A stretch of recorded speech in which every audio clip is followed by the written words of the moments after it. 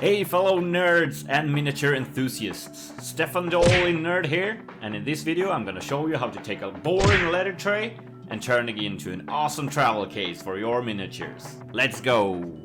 When being into the miniature hobby, having some nice storage or getting a case for your miniatures might be something that you want to do. And I'm going to show you how to make your own portable case and a handy bag to go with it. And you'll be surprised how great it turned out and how easy it was to make it yourself. And to do this, we need a letter tray called Kvissle from IKEA. First of all, head over to your favorite IKEA, try and orient yourself through the store without getting lost, and pick up a white Kvissle in the color of your choice. Then follow the instructions from the lovely people of IKEA and smack it together. It's a very easy build, and when all the parts are put together, you just need to bend this small clip here to secure it all. If I could build it, so can you.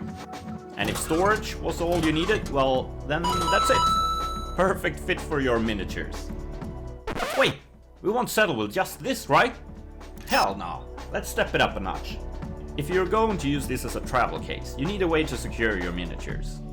Using blue tack, sticky tack, or something like that to attach your miniatures to the plate could work, but one side of the trays are covered with cork that the tack won't stick to very well.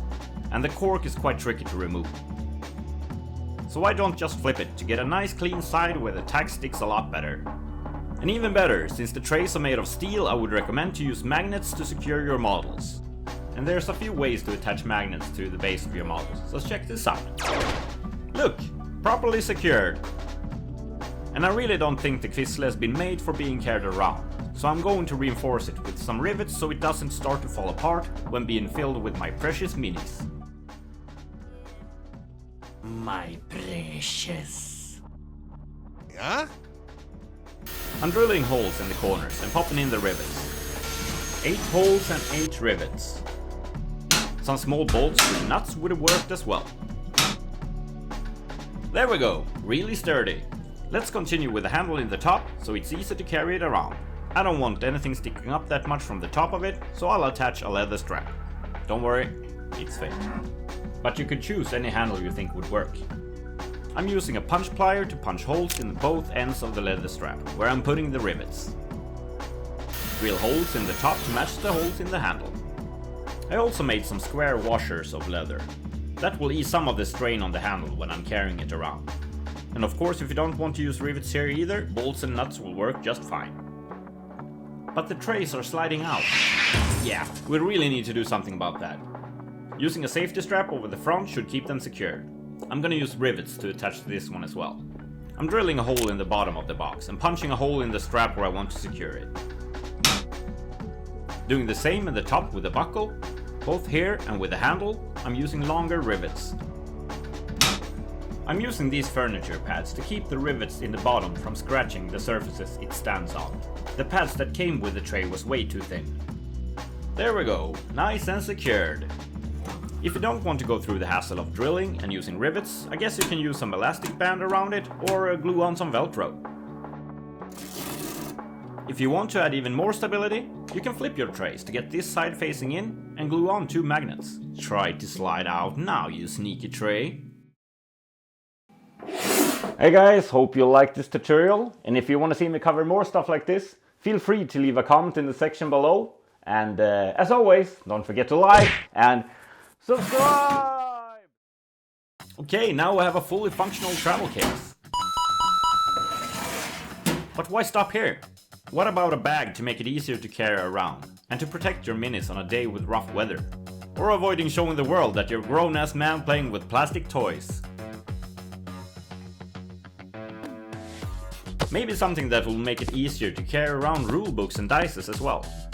When I was at IKEA, I also grabbed this bag to see if I could modify it to fit the Kvissle, the Dröna. It wasn't a perfect fit, but I figured I could make it work somehow.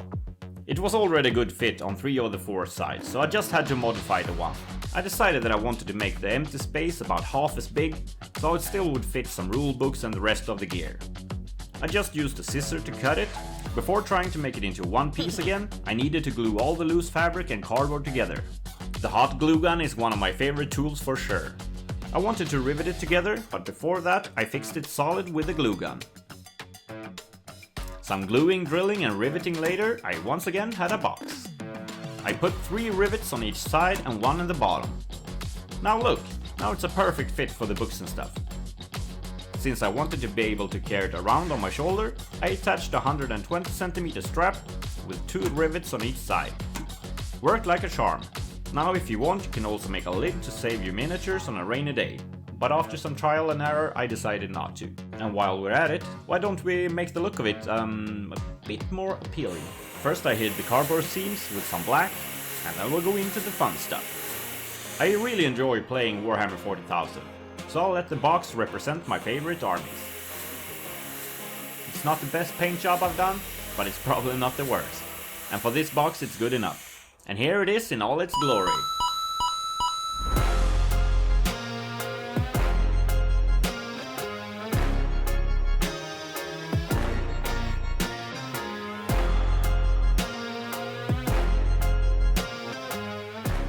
But to sum it up, how much did it cost to make and is it worth it? The Kvissle cost about 25 bucks. The magnets, I just used 8 of them, 5mm ones, it's about 2 bucks.